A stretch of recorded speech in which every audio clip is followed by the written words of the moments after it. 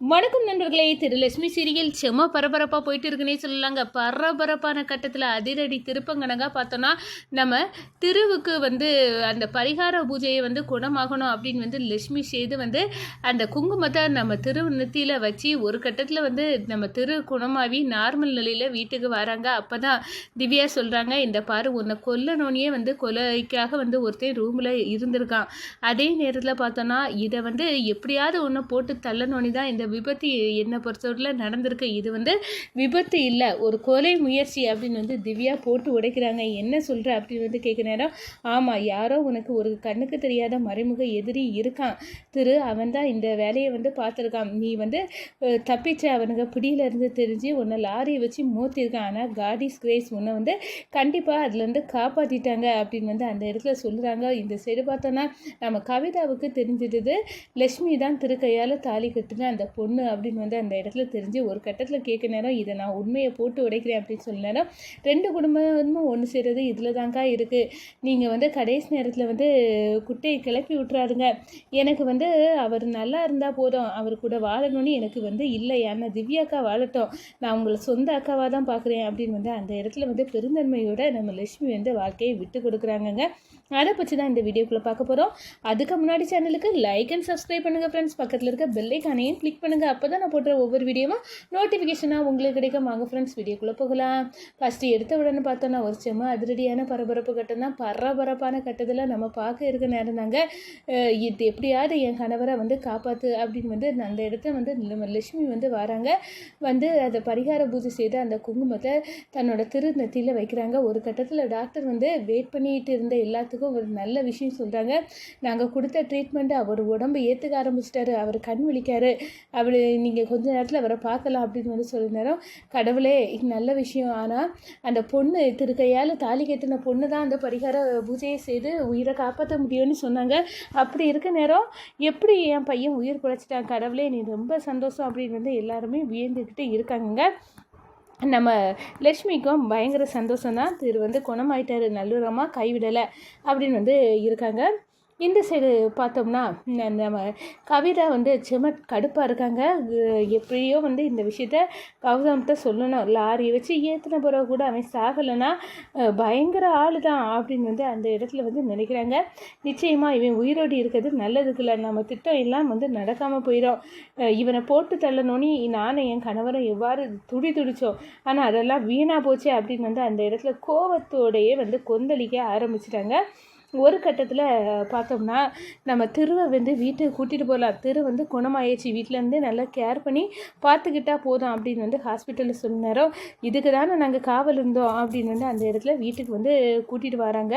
நம்ம திருவை வீட்டுக்கு திருவை பார்த்த திவ்யா சொன்னாங்க, திரு இது சாதாரணமாக நடந்த விபத்துன்னு எடுத்துக்க முடியாது, உனக்கு நடந்தது திட்டமிட்டு செய்த சதி, இதில் ஏதோ ஒரு இது இருக்குது திட்டம், ஏன்னா உன்னை கொல்லணுன்னே அந்த நிச்சயதார்த்தத்தில் வந்திருக்கான் ஒருத்தன், அவன் இந்த ரூமுக்குள்ளே இருந்து கட்டி வச்சுட்டு போட்டுருக்கப்பட்டிருக்கான் அப்படின்னு அந்த இடத்துல சொல்கிறாங்க.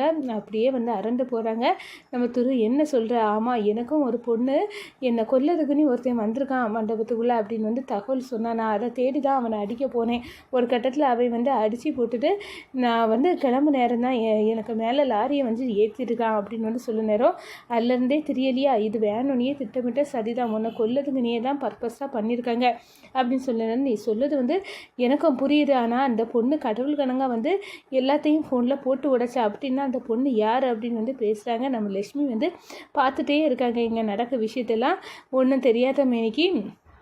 அதே நேரத்தில் இந்த பொண்ணு ரொம்ப தேங்க்ஸ், எனக்கு என்னமோ அந்த பொண்ணு தான் அநேகமாக அன்றைக்கி உப்பு கூட மாற்ற ஃபங்க்ஷன்லேயும் உங்கள் அம்மாவை செய்த செயலெல்லாம் சொன்னது அந்த பொண்ணு தான் அப்படின்னு சொல்ல நேரம், அப்படியா சொல்கிற, அப்படின்னா அது யார், நம்மளெல்லாம் கண்காணித்து நம்ம நலனுக்காகவே இருக்காங்க, கண்ணுக்கு தெரியாத ஒரு எதிரி இருக்க நேரம் போல் கண்ணுக்கு தெரியாத நம்மளுக்கு நன்மை செய்யறதுக்கும் ஒரு பொண்ணு இருக்கா, அந்த குடும்பத்தையே கவனிச்சிக்கிட்டு அது யாருன்னு கண்டுபிடிக்கணும் அப்படின்னு திவ்யா முடிவு பண்ணுறாங்க.